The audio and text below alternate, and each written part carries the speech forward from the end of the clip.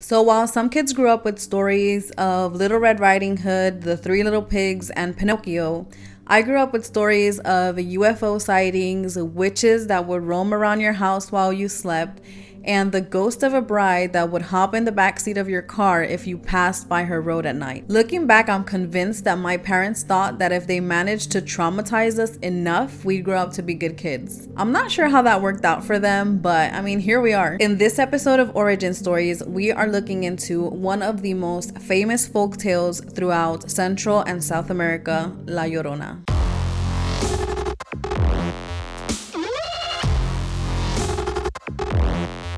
Hello everyone and welcome back to my channel. If this is your first time here, hello, my name is Gabriel, and in my channel we talk about the origin stories of some of the most well-known stories, movies, and folk tales.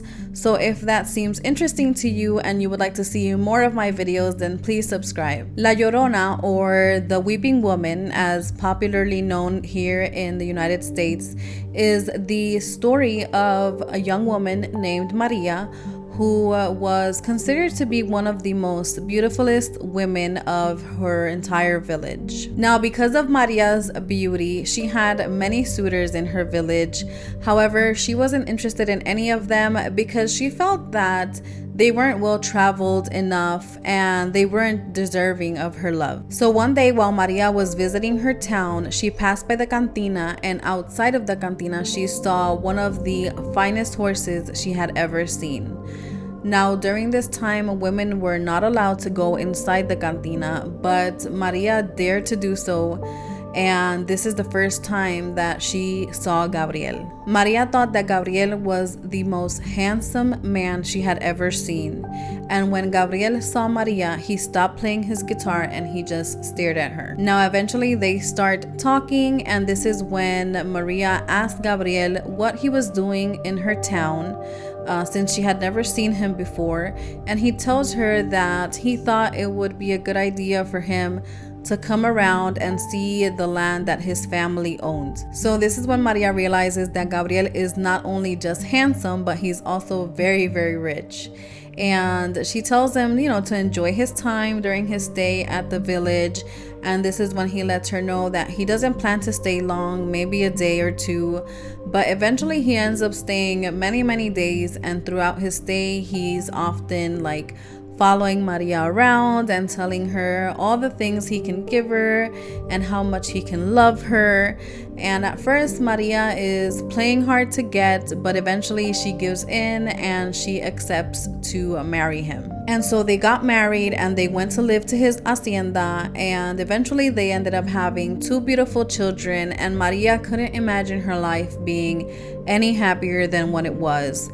However, because of Gabriel's line of business, he often had to travel to other major cities and towns, and he would spend quite a lot of time away from home. Now, as time passed, Maria started to realize that Gabriel's time away from home was actually getting longer and longer, and when he did return, he mostly spent time with the kids and really didn't pay much attention to her. So this started to make Maria feel very sad because she can sense that Gabriel was starting to change and that he no longer loved her the way he had loved her before. So one day, while Gabriel had been away for many months, Maria was visiting the town, and from afar she saw Gabriel's carriage.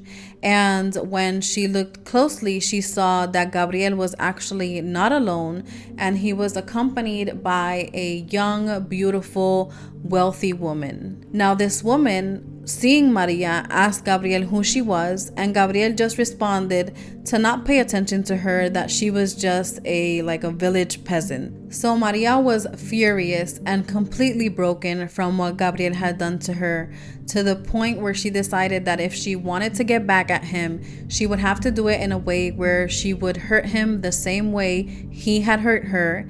And she knew that the only way she could do this was by taking her children, which he loved so much, and killing them.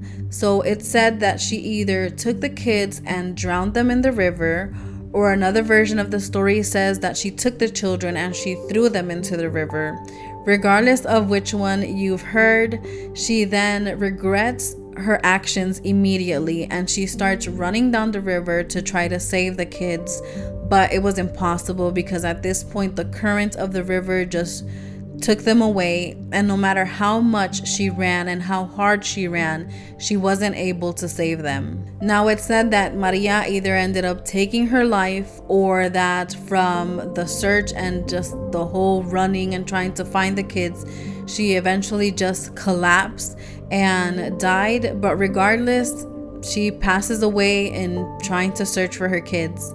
So the villagers eventually find Maria's body and they dress her in a beautiful white gown and bury her. Now, when Maria's spirit tries to gain entry into heaven, she's denied entry, and she is told that in order for her to gain entry into heaven, she must be accompanied with the spirits of her kids. And this is why it's said that if late at night you are by any type of body of water like a river or a lake, it's possible that you will hear the wailings and the cries of La Llorona, because she is roaming around looking for kids to take with her so that she can then gain her entry into heaven.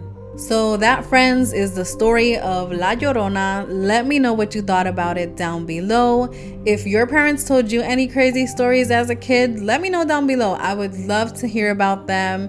And yeah, if you enjoyed this video, please subscribe to my channel, leave a like, and I will see you in my next video.